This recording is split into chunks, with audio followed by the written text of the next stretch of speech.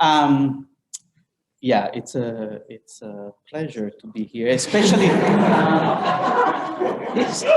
especially to give the Dale Mortensen lecture, because as mentioned by Jeremy, Dale was my advisor and really a huge influence in how I approach the research and life in the economics profession. The content of this talk is based on 3 recent papers of mine. 2 of them are joint with Paolo Martellini, who is over there, a former student of mine, who really got this project started by whispering in my ear, Pareto. Okay, here it is. This is a talk about growth, but to get there, I have to start somewhere else. And I'm going to start with 2 empirical puzzles. So really the textbook explanation for the coexistence of unemployed workers and vacant jobs is the presence of search frictions in the labor market. And the idea is very simple.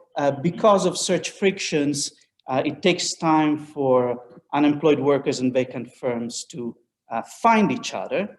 It takes time for the market to clear. And in equilibrium, you're going to see at any point in time coexistence of vacancies and unemployment.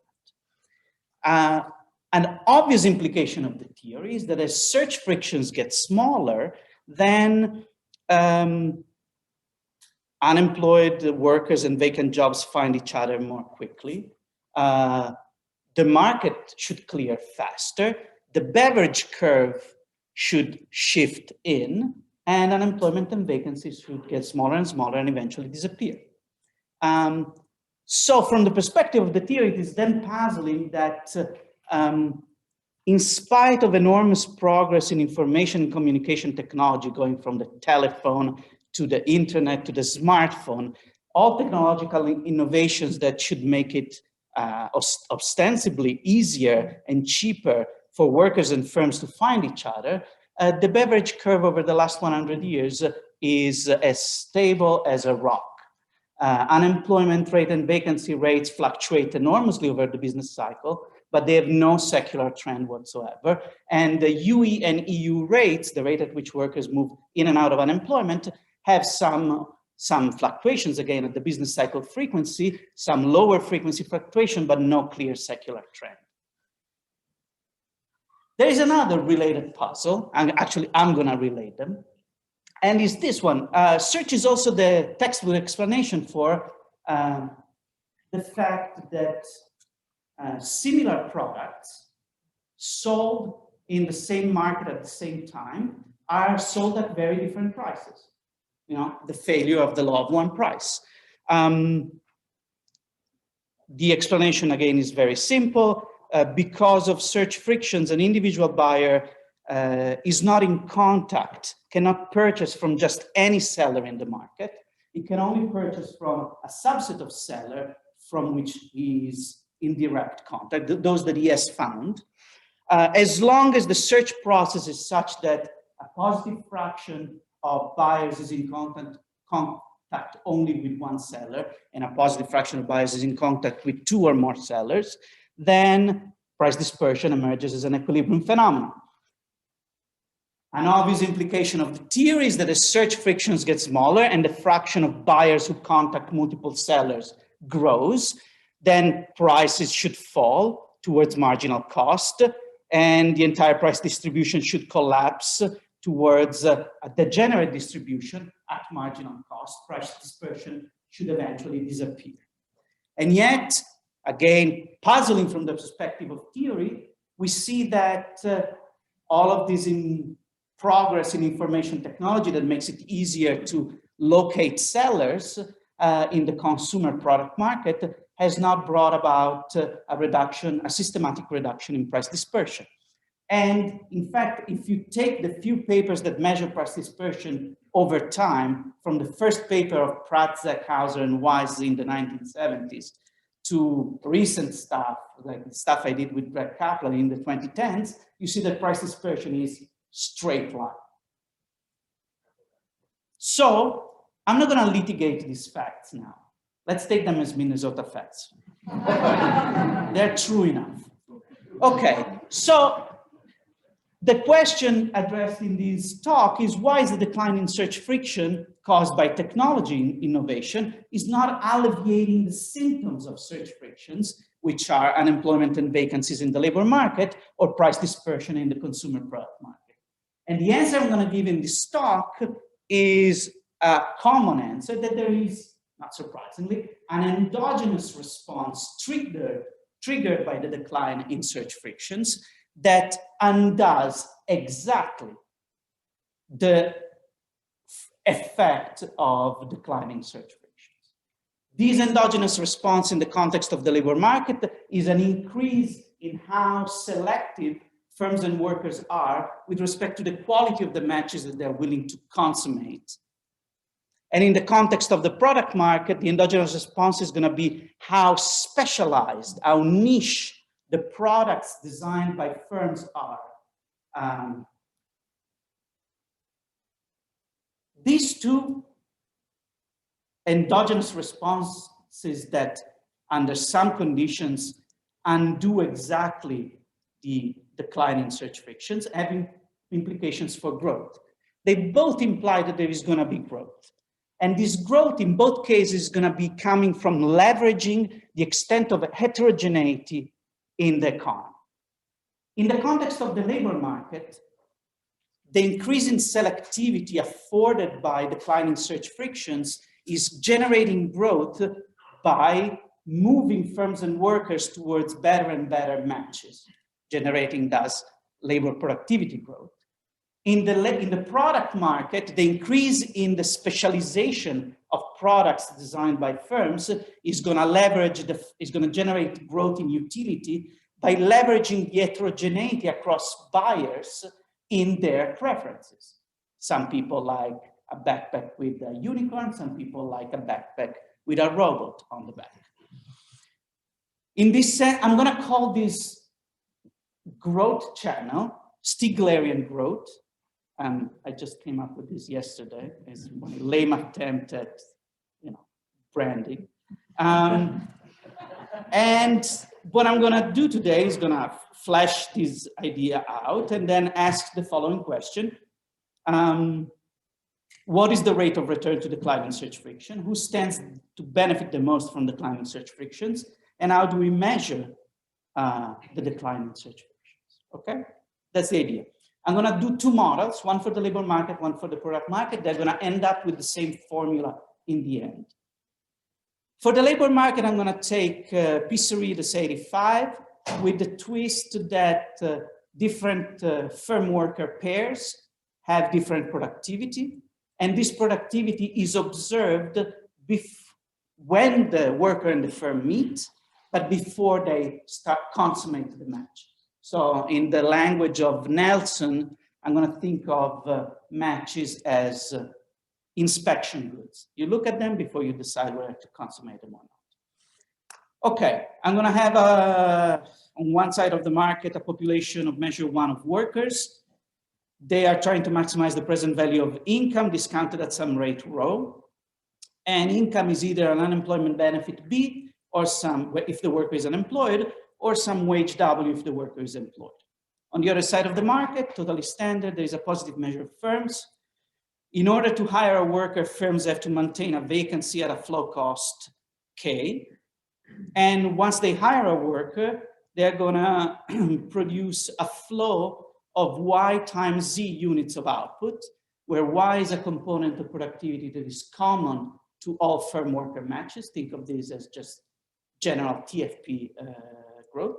And Z is a component of productivity that is idiosyncratic to a particular firm worker match. Think of that as the quality of the match. The objective of firms is to maximize present value of profits discounted at the rate rho. The labor market has search frictions.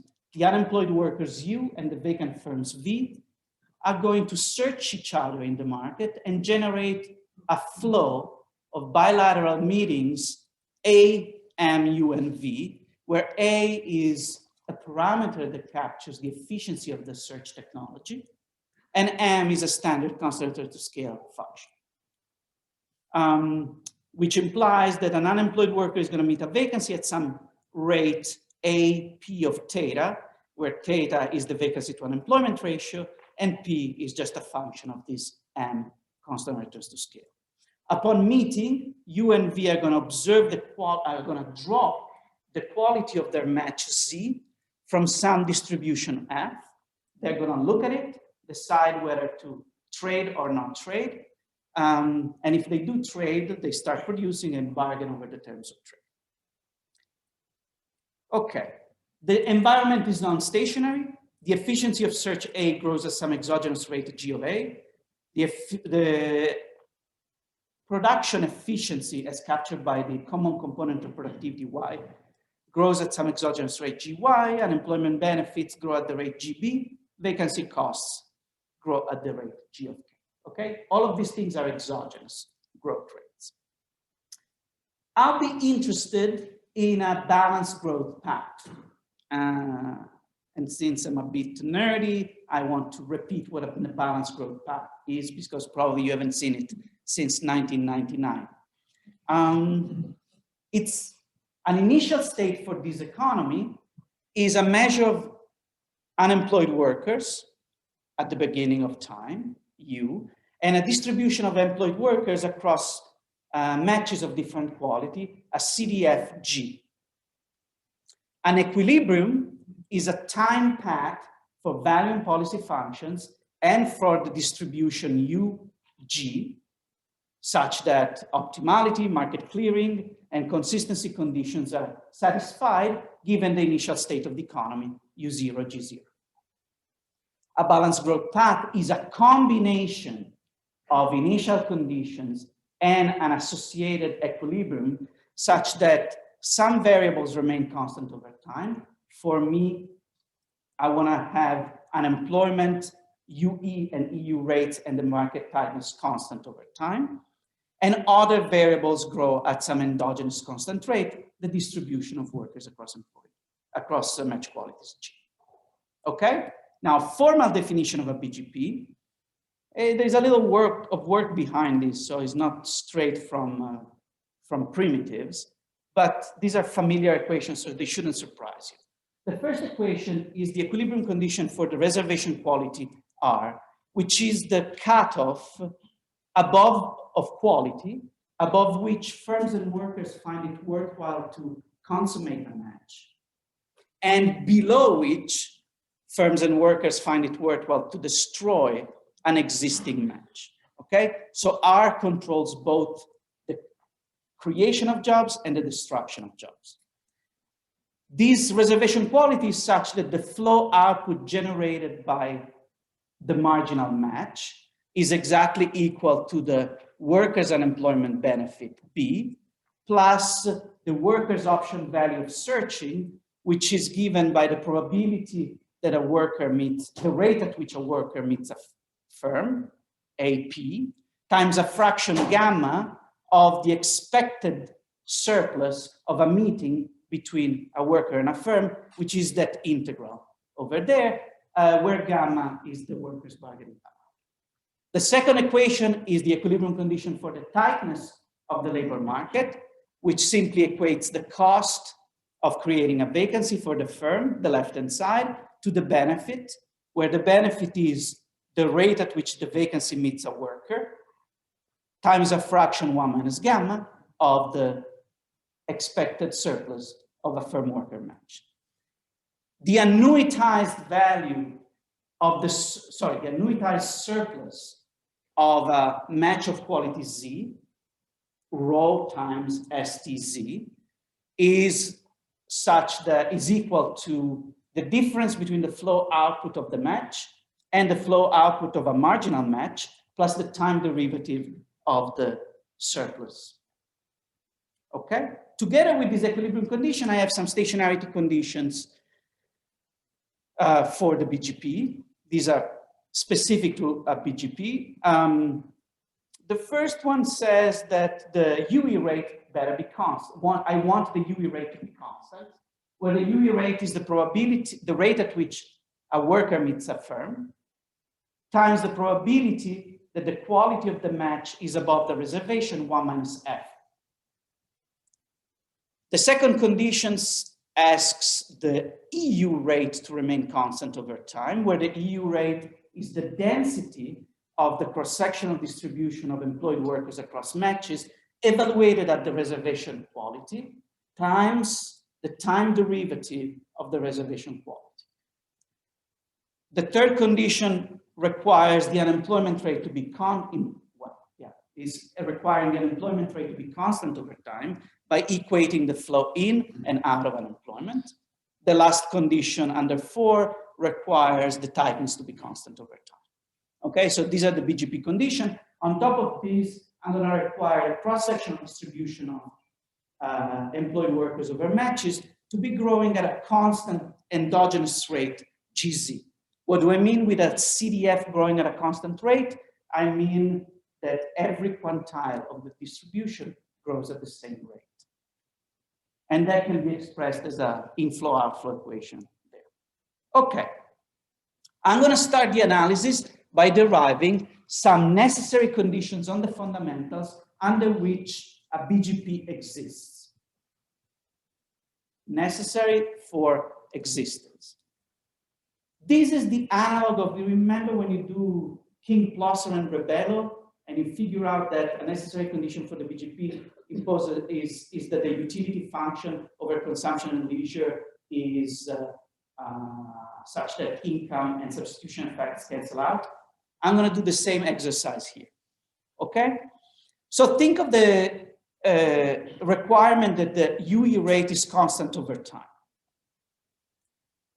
The rate at which a worker meets a firm is growing exogenously at the rate GA. The probability that a meeting is above the reservation quality, if you do a little bit of algebra, is given by that expression here, F prime over 1 minus F RTGZ. These two things have to net out to 0 in order for the UE rate to be constant. However faster we're meeting, it has to be undone by an increase in peakiness. That expression over there, which is covered by the closed captions. Well, look at the line above. That line above, that's a differential equation for F.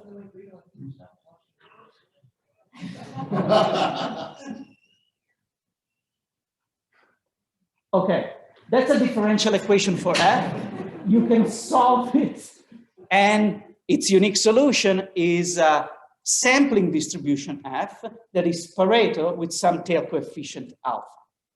That's the first necessary condition. The second necessary condition is that unemployment benefits and vacancy costs are both growing at the rate GY. That's the exogenous rate of growth rate of the aggregate component of productivity, plus GZ, that's the endogenous growth rate of the cross-sectional distribution of match qualities.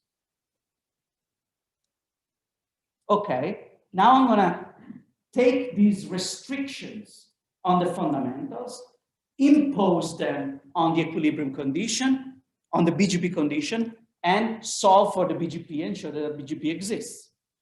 The first equation that you see up there is you've seen it before, is the equation for the reservation quality. After I solve out the integral, which represents the expected surplus of a match, using the fact that you're sampling match qualities from a Pareto distribution. And now, if you stare at that thing, you can see that the solution to that equation is a reservation quality that grows at a constant rate as required in a BGP, and that the constant rate turns out to be alpha times GA, where alpha is the tail of the Pareto, GA is the growth rate of the search efficiency. The second equation is the free entry condition for firms that pins down the market tightness. The left-hand side, by requirement, of K is growing at this rate GY plus alpha GA. That's the cost of a vacancy. The benefit of a vacancy It's written over there, and you can check that it grows at exactly the same rate for a constant market tightness, which means that the equilibrium market tightness remains constant over time. Now, let's look at the UE rate. The rate at which unemployed workers find vacancies, that's growing at the rate GA. R, the reservation quality, is increasing at the rate alpha GA, as I showed in the previous slide, which means that once you apply the Pareto distribution on it, the probability that the match is above the reservation is declining at the rate GA. Probability of meeting goes up by grows at GA. Probability of consummating the match goes down at the rate GA. These two things cancel out. The UE rate is constant.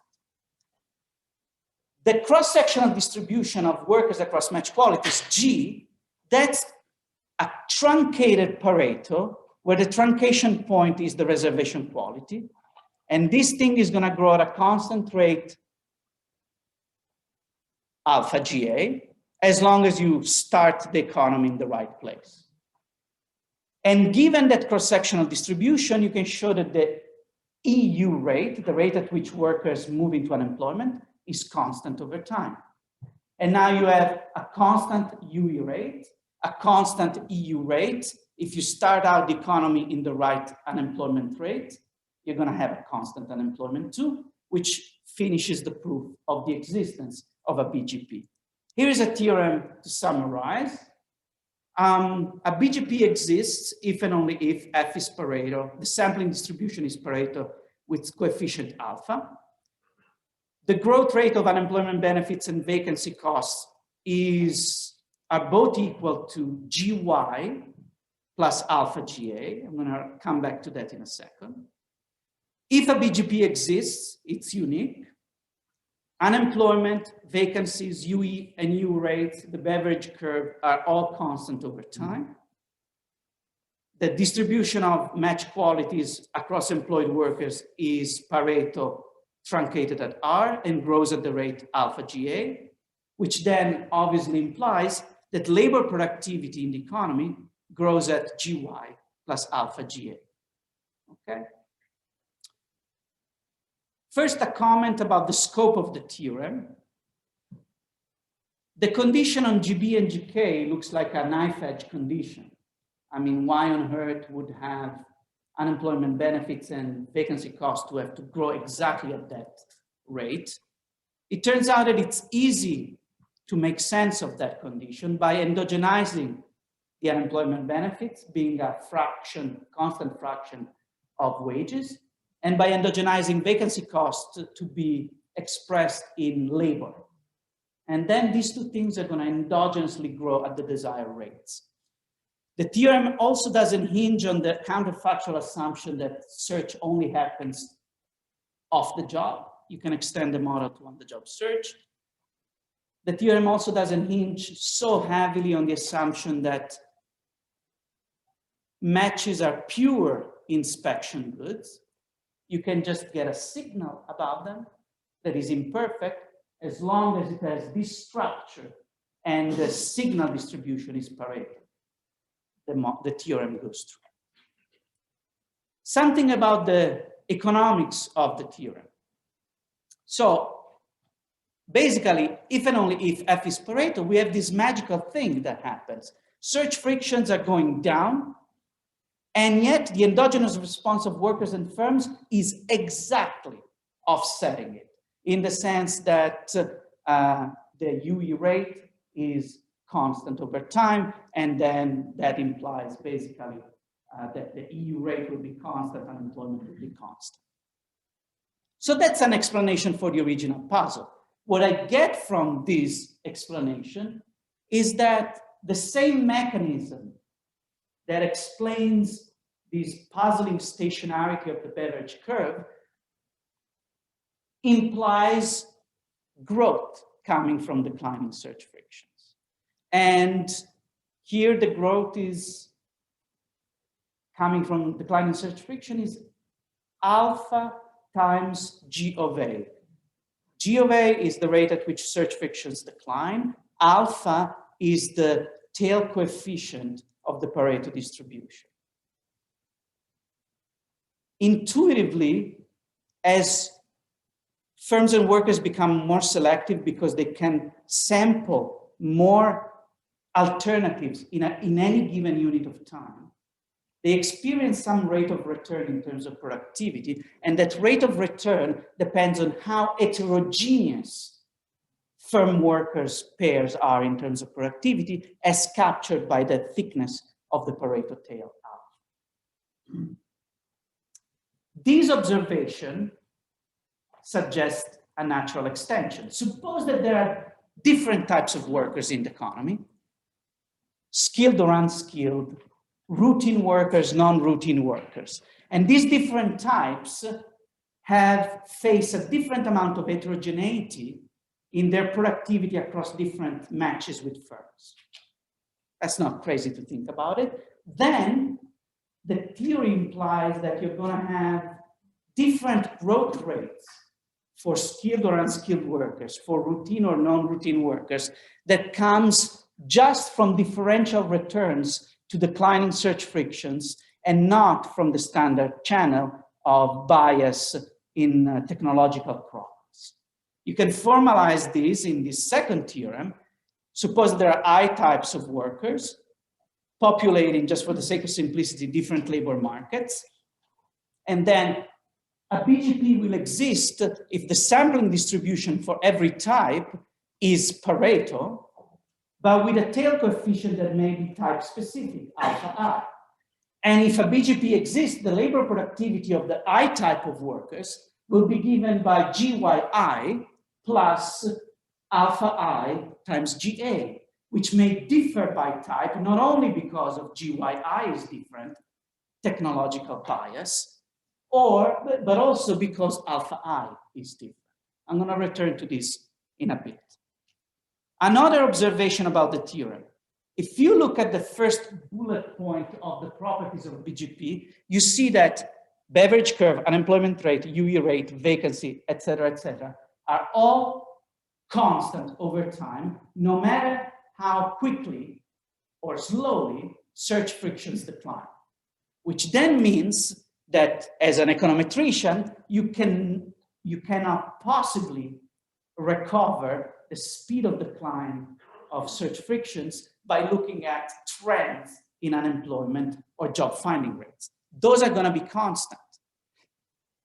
I'm saying this, even though it's obvious, because that's exactly how people typically measure returns to scale in the search process. They say, oh, look, the economy is getting larger, labor markets are getting larger, and unemployment is remaining constant, must be constant returns to scale. That logic is wrong, and here is a theorem.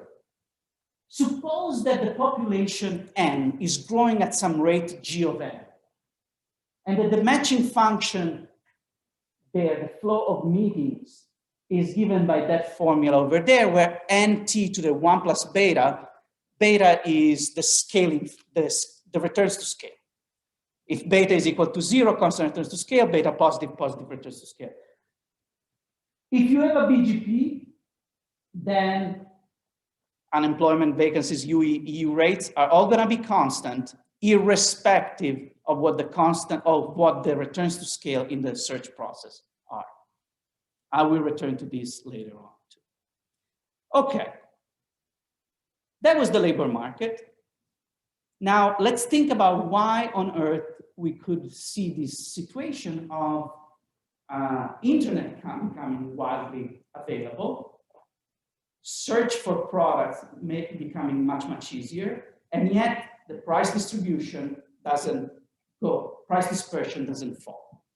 To do this job, I'm going to take another canonical search model, Burdett and Judd, with a little twist. And the twist now is that firms, sellers, get to choose the design of their product. In particular, whether they want to make a product that is of broad appeal or a niche product.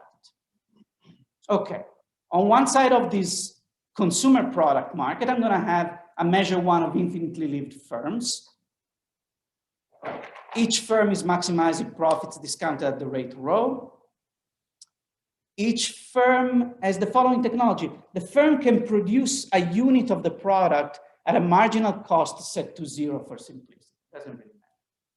On top of that, the firm can pay a lumpy cost to design a new variety of the product with breadth X. The breadth of the product is whether you want to make it broad or niche, is the fraction of buyers who find your product appealing, okay?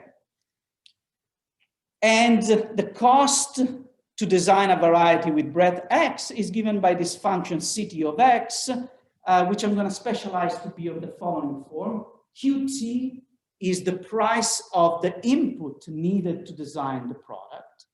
And then there is a time invariant function, little c, that depends on essentially how generic or on the breadth of the product you design, little x, and on the average, divided by the average breadth of products in the market, capital X, to some power beta.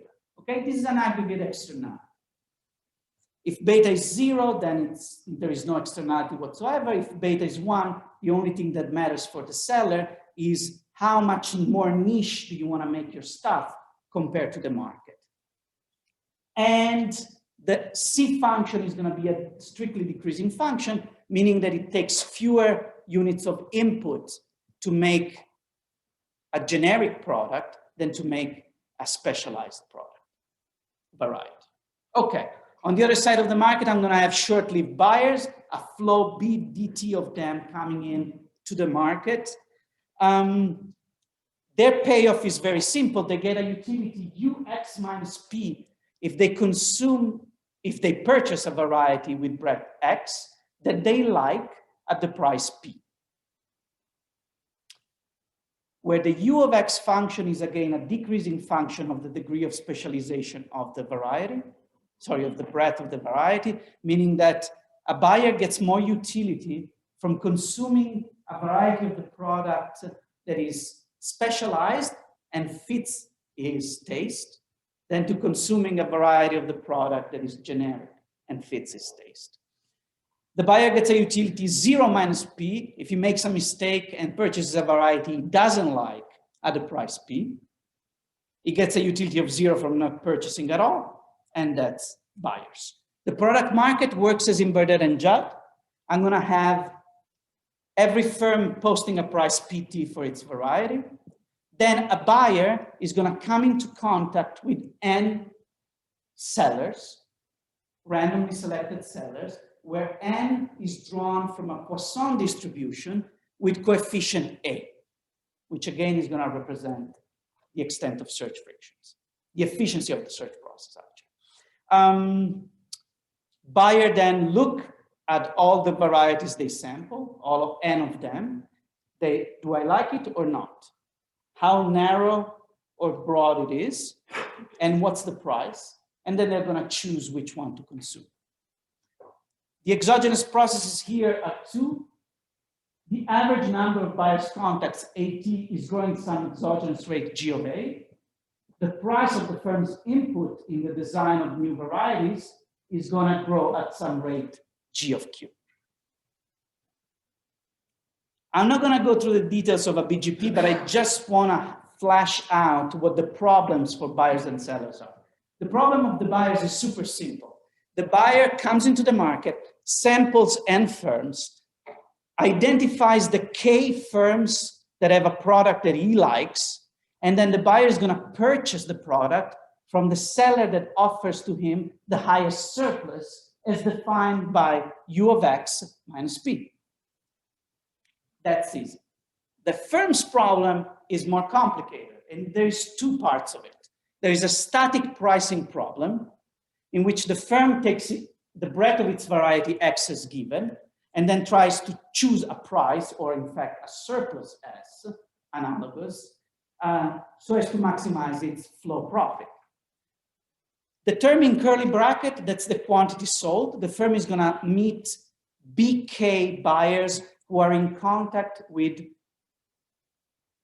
K firms that have a variety that they like. And then each one of these buyers is gonna purchase from the firm. If the firm is selling something that the buyers likes, that happens with probably little x. And every other seller contacted by the firm, by the buyer, is offering him a surplus that is greater, sorry, that is lower than what the firm is offering. That's Fs to the power of K, where Fs is the CDF of surplus in the market. That's the static problem, like in Burdett and Judd. On top of it, there is a dynamic problem of product design. Think of a firm currently holding a variety with breadth X.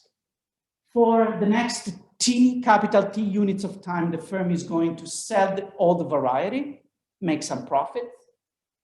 After capital T units of time, the firm is going to pay the lumpy cost to redesign the variety, pick at this breadth Xn for the new variety, and enjoy the continuation profit associated with that. This is a dynamic problem in the spirit of an SS model of Szczecinski and Weiss. Then you got a bunch of stationarity condition, consistency conditions. This is the punchline.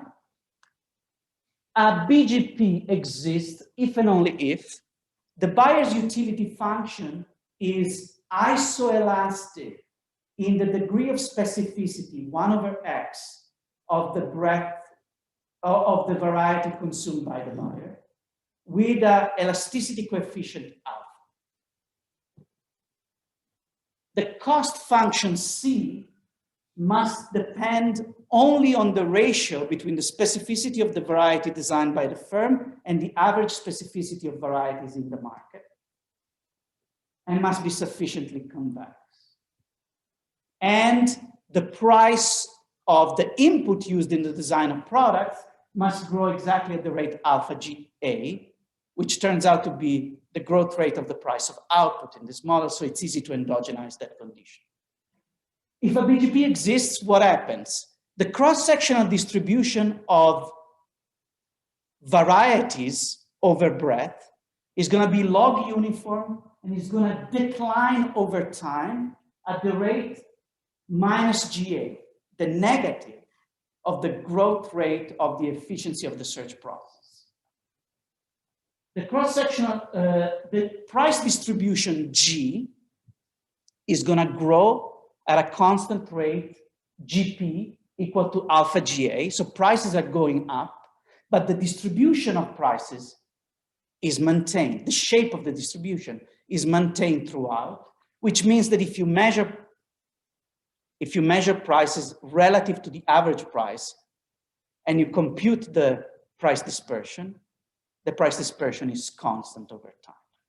So that second bullet point is telling me that I've solved this little puzzle of constant price dispersion. But what happens is that even though price dispersion doesn't disappear, there is growth. There is growth measured in surplus by buyers or profits by firm at the rate alpha GA. The same formula as in the labor market model and the same economics. I have search frictions getting smaller. As search frictions get smaller, we can sample more stuff per unit of time. Individuals respond to that. In this case, they respond to it by leveraging the heterogeneity in preferences between me and Jeremy, designing products that suit better and better a shrinking fraction of the customer base. Okay, now I've shown you these two little theories explaining this puzzle of why declining search frictions don't alleviate the symptoms of search. But this raises the question that how do we measure the decline in search frictions? What's the impact of the decline in search frictions on growth? I'm going to do this empirical exercise in the context of the labor market because we have more data. The first thing to notice is that I can measure the declining search frictions by looking at the growth rate of the number of applicants that a firm entertains before filling a vacancy. This is intuitive. How many applicants you consider before filling a vacancy, that's a measure of how selective you are. And selectivity is where the decline in search frictions actually shows up. And you can see applicants per vacancy grows exactly at the rate at which search frictions decline, either because of technological progress in search, GA, or because of increasing returns to scale in the search process, beta GN. We have two measurements of this object, only two. One is in 1980 from the EOPP, where we find 24 applicants per vacancy. One in 2010 from Career Builder, you find 45 applicants per vacancy. That implies a growth rate of 2.2% per year. That's my estimate of how fast search frictions decline. You got a new theory, you got to make up some new measures. This is interesting, this is important. How can I measure the returns to scale in search? As I said, noticing that New York City and Phoenixville have the same unemployment rate, that doesn't tell me anything about search, the returns to scale. What I can do though, is to measure the elasticity of applicants per vacancies with respect to market size in the cross-section. You do that, you find a beta of 0.5, which means increasing returns to scale. You impute the growth rate of population of 1.1% per annum, you get 0.6% of that 2.2% decline in search friction is coming from increasing returns to scale. The leftover is coming from the internet. Then I have to turn this measure of decline in search frictions into productivity growth, and I need to find an estimate of alpha, the tail coefficient of the distribution. The natural way to measure that, the ideal way to measure that, is to find wage dispersion among homogeneous workers. Obviously, that's hard. It depends on the details. If you think of Bontemps, Robin, Vandenberg, they find Pareto distributions with a tail coefficient of about 1.4, which implies a contribution of declining search frictions to productivity growth of about half a percentage point per year. That's not peanuts. Paolo, used the model where he allowed for unobserved heterogeneity among workers. He finds obviously a smaller alpha, about 1/8. That may not be true, but for the sake of conversation. And then the contribution of search frictions to growth is about half, 27%, a quarter of a percentage point per year. Again, not peanuts. The last thing I want to do is to test this idea or explore this idea that the rate of return of search frictions varies depending on heterogeneity. So I'm going to think of proxying workers type by occupation. That's a terrible idea, but let me do it for today. And then grouping occupations by degree of routineness. On the left panel, you see routine rank of the occupational cluster and a measure of wage dispersion in 1980 in that occupation. And what you see is a nice, clear negative relationship between how routine the occupation is and how much cross-sectional wage dispersion there is, which makes complete sense from the perspective of the theory. If you're in a routine job, your productivity is probably not going to vary much from match to match because the tasks are always the same. But if you're in a non-routine occupation, as you go from one job to another job, there may be large swings in productivity and large swings in wages in the cross-section. Then plot the wage dispersion of the occupation against the wage growth between 1980 and 2015. And you see a nice positive relationship between these two things, as predicted by the theory. Routine jobs, which are on the left, they have little cross-sectional wage dispersion because you're equally productive in all jobs. The decline in search friction is going to have a very low rate of return for you there. You know, you're a jack of all trades. You're good in every single, you know, they put, you're an accountant here, you're an accountant there, you're equally productive. But if you're on the right-hand side of that panel, at the right hand of that panel, you're in a non-routine occupation, your productivity varies a lot depending on the specific match, then being able to sample more is going to have a higher rate of return. And in fact, wage growth is higher. Now, depending on how much of the cross-sectional wage dispersion you attribute to match quality heterogeneity, the model implies different causal relationships between these two axes. That's just the OLS, but the model is going to imply that only part of that slope is coming from declining search friction, differential return. The rest is skill bias, technical change. So that's it. Here is why I call it Stiglerian growth. There's a beautiful quote in Stigler's 1962 paper on the information in the labor market, which is essentially the first econ paper about search and labor. And it says, in a regime of ignorance, which in the context means in a world where search frictions are really high, Enrico Fermi would have been a gardener and von Neumann would have been a checkout clerk at a drugstore. Stigler was a very good writer. This paper is exactly about that, moving forward rather than backwards. As search frictions get smaller, this misallocation gets less and less important. Productivity tends to grow. And the analog in the product market is what you see in the long tail effect. Very niche stuff is starting to pop out. There is music for emo fans that want to hear songs in Dutch. They can find that even if they live in the US. The structure of the trade-off between sampling and growth is revealed by these puzzles that I mentioned at the beginning. The fact that unemployment, the beverage curve remains stationary, that tells me the nature of the trade-off, the fact that price dispersion doesn't get compressed as search frictions get smaller, that tells me about the trade-off. That's why I started where I started.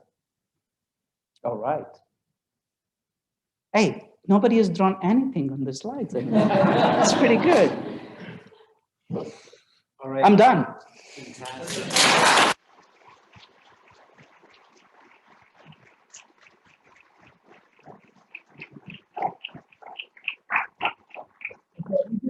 For a couple questions, we got off to a rough start. If anyone has anything they want to, yeah. So I immediately got right into the marriage market, and you know, I guess in the old days being married to cousin, and then good more broadly. But you know, you have markets where one side of the market is produced, and the other is elastic. But in the marriage market, I tried and I couldn't. yeah, and I was thinking, like, we could do South Korea, right? That women are refusing to get married now because the balance of benefits and search costs might not be right.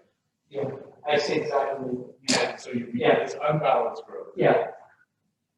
So a direct translation, again, to say it again, a direct translation of this class of models to the marriage market doesn't work. I think it's still a fact that we don't get married any faster than before. I think measures of sex have not gone up with the dating apps. But maybe the DNA heterogeneity. Yes, DNA heterogeneity has increased. How do you get to the place? Oh, it's here. That's an easy question. Maybe you got my question. Yeah. So what happens if we don't start? Oh, sorry. What happens if you don't have credit? I think of this as the PGP is like recurring equivalent for me. It's a benchmark.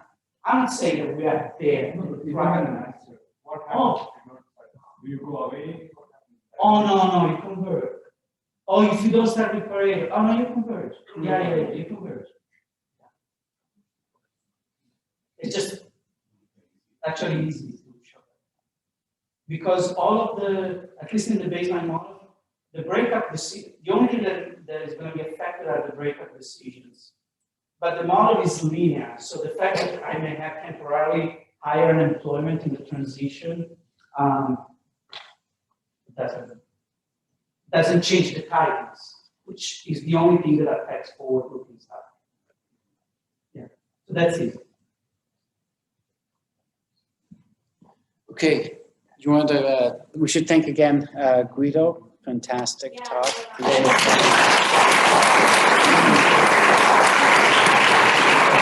you want to